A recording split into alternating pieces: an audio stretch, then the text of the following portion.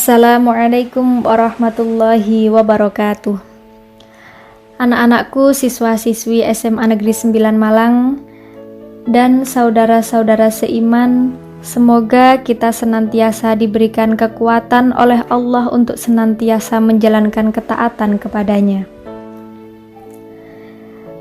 Dalam kajian menjelang berbuka ini, kita akan membahas satu buah hadis yang berhubungan dengan pribadi manusia. Dalam hidup selalu ada yang kontradiktif. Ada rasa susah dan juga ada rasa senang. Ada rasa pahit dan juga ada rasa manis. Ada pula warna hitam dan ada pula warna putih. Demikian juga dalam diri kita. Dalam diri kita ada sifat dermawan dan ada juga sifat pelit. Ada marah, ada juga sabar. Dari situ mana yang lebih dominan nampak, maka itulah kita dipanggil.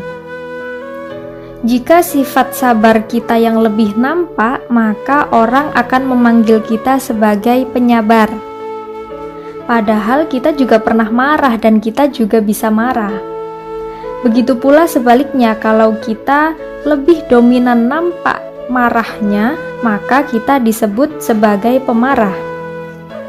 Nah, melalui bulan Ramadan ini, Allah melatih kita untuk mendominankan sifat-sifat yang baik yang ada dalam diri kita, dan Allah juga melatih kita untuk meredam sifat-sifat yang tidak baik dalam diri kita. Dalam sebuah hadis, Rasulullah bersabda, "As-siyamu junnatun, fa idza kana yaumus siyam bi ahadikum fala yarfuth wa la yafsuk wa in sabahu ahadun aw qatalahu falyakul inni shaim." Puasa adalah perisai atau benteng. Maka barang siapa yang sedang berpuasa, janganlah berkata keji dan berteriak keras. Seandainya jika ada seorang yang mencela atau mengajaknya bertengkar, hendaklah ia mengatakan, "Aku sedang berpuasa, aku sedang bersabar." Nah, perlu adanya benteng dalam kehidupan kita agar kita tahu mana yang boleh kita jelajahi dan mana yang tidak boleh kita jelajahi. Seperti misalnya seorang siswa ingin mendapatkan nilai bagus, maka sabar dulu, ada cara yang benar untuk mendapatkan nilai bagus. Seperti juga berpuasa. Kita bisa kok makan dan minum walaupun orang lain tidak tahu, Allah pun tetap tahu. Maka dari itu perlu adanya rasa sabar, karena waktu berbuka itu sudah disediakan oleh Allah dan ada caranya ketika kita mau berbuka puasa.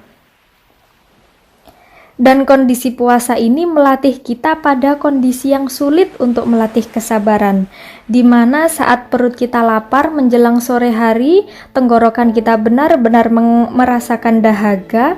Di situ kita menjadi orang yang sangat sensitif ketika mendengar apapun.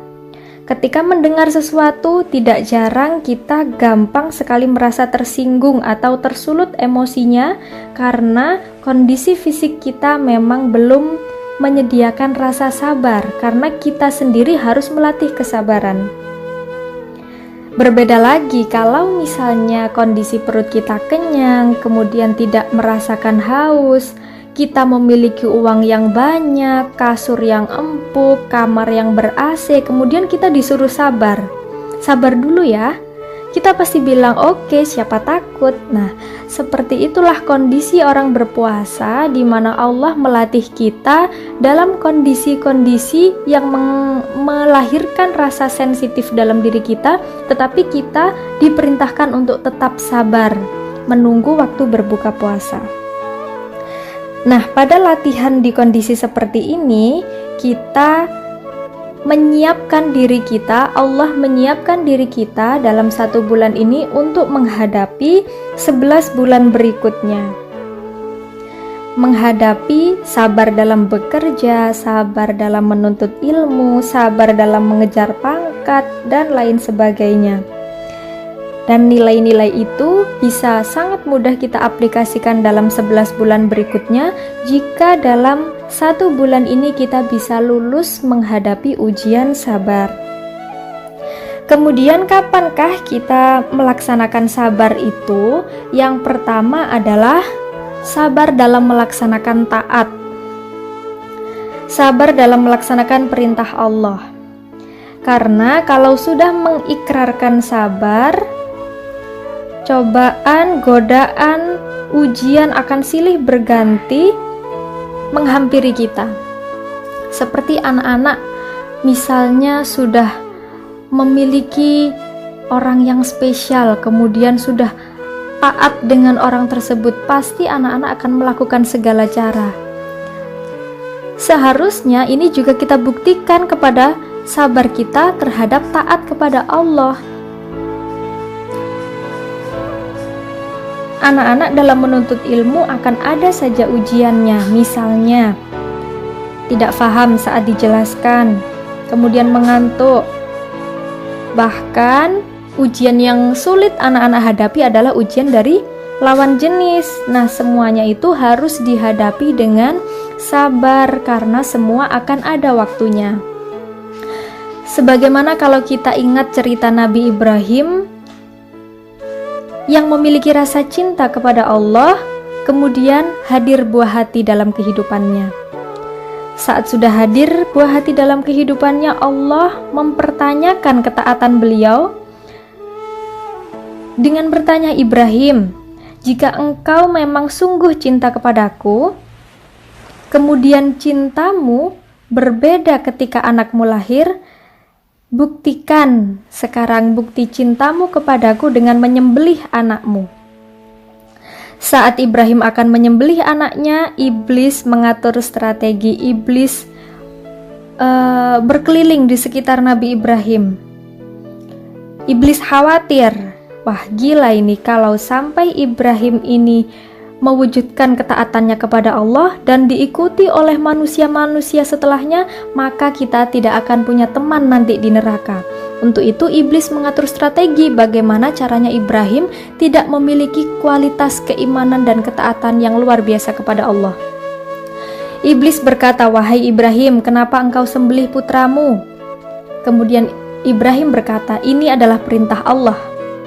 Iblis menjawab, jangan engkau sembelih putramu, wahai Ibrahim, Allah hanya ingin mengambil kebahagiaanmu saja. Kemudian Ibrahim berkata, minggir wahai iblis. Lalu iblis pun tidak habis akal, iblis pun pergi ke istri Ibrahim, yaitu ke Siti Hajar.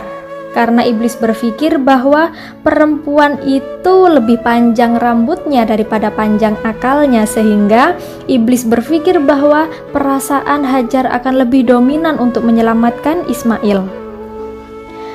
Ketika sampai pada Siti Hajar, ia bertanya, wahai Hajar, tahukah anakmu akan dibawa kemana oleh suamimu? Kemudian Siti Hajar menjawab dengan tegas, akan disembelih karena itu adalah perintah Allah. Kemudian iblis pun bertanya lagi, apakah sampai hati engkau wahai Siti Hajar melihat anakmu disembelih kemudian meninggal? Kemudian dengan tegas pula Siti Hajar menjawab, oh tidak ada urusan denganmu wahai iblis.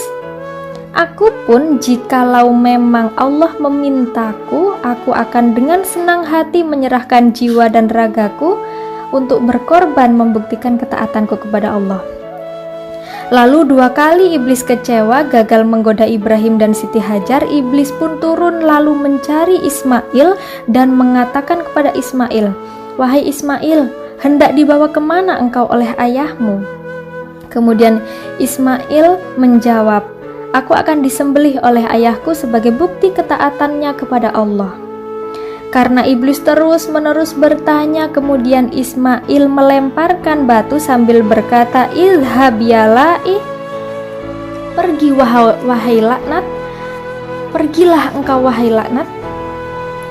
Nah, lihatlah betapa iblis itu selalu berputar-putar dalam kehidupan kita untuk mempengaruhi kita agar berkurang rasa taat kita kepada Allah.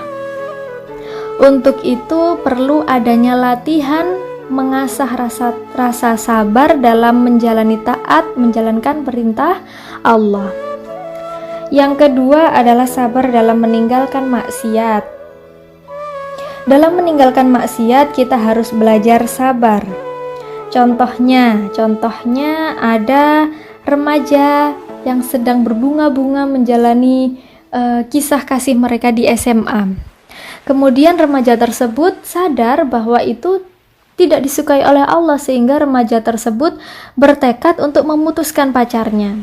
Tetapi iblis yang berwujud manusia, teman-temannya itu mengatakan bahwa, "Hei, emangnya nggak sayang kamu sama pacarmu? Dia itu loh cantik, pacarmu itu loh jadi idola banyak cowok di sekolah ini."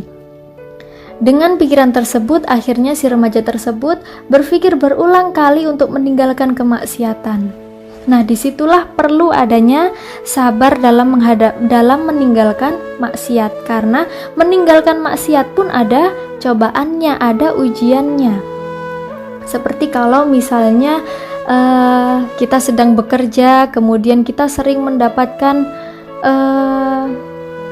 bonus tambahan dengan cara yang tidak benar, kemudian kita sadar ingin meninggalkannya, hati kecil pasti berkata, ada bisikan, ngapain ditinggalkan cara seperti itu, kita kan bisa dapat banyak keuntungan. Nah, untuk itu maka perlu adanya rasa sabar dalam meninggalkan kemaksiatan, meninggalkan hal-hal yang dilarang oleh Allah. Semakin besar maksiat yang ingin kita tinggalkan, maka semakin besar juga iblis yang menggoda kita. Maka untuk itu perlu adanya latihan rasa sabar sejak sekarang, karena kita tidak tahu 11 bulan yang akan datang kita akan diuji untuk meninggalkan kemaksiatan level berapa. Jadi rasa sabar itu harus dipupuk, harus dikembangkan mulai saat ini. Kemudian sabar yang ketiga adalah sabar dalam menghadapi musibah.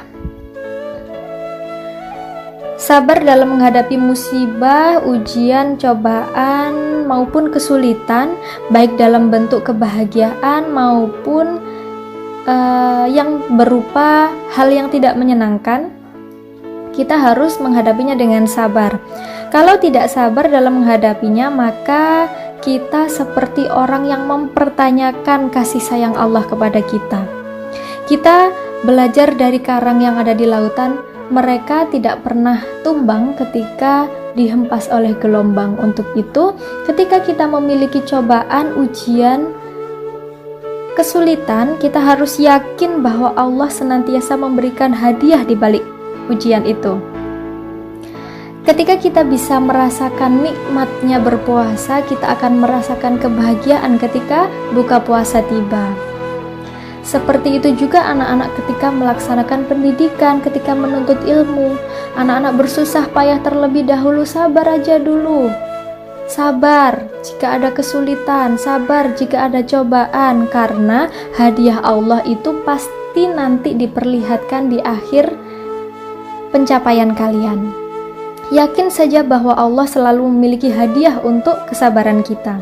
Kita bisa belajar ketika Nabi Ibrahim, Siti Hajar, dan Ismail lulus ujian kesabaran, Allah menggantikan Ibrahim dengan menghadiahkan satu putra lagi yang bernama Ishak.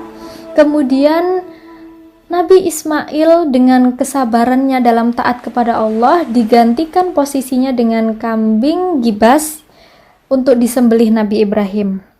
Nah, inilah hakikat latihan sabar, agar Allah selalu memberi hadiah kepada orang-orang yang menghadapi segala macam ujian hidupnya dengan sabar.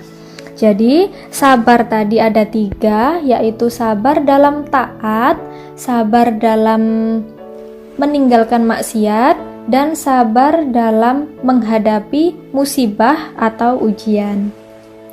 Semoga kita bisa mengaplikasikan poin sabar tersebut dalam kehidupan kita, dan puasa kita 1 bulan ini bisa menjadi tempat kita untuk berlatih, mengembangkan sifat-sifat baik dalam diri kita, dan menekan sifat-sifat buruk dari diri kita.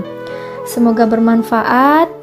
Kekurangan hanyalah milik saya dan kesempurnaan hanya berasal dari Allah semata. Mohon maaf.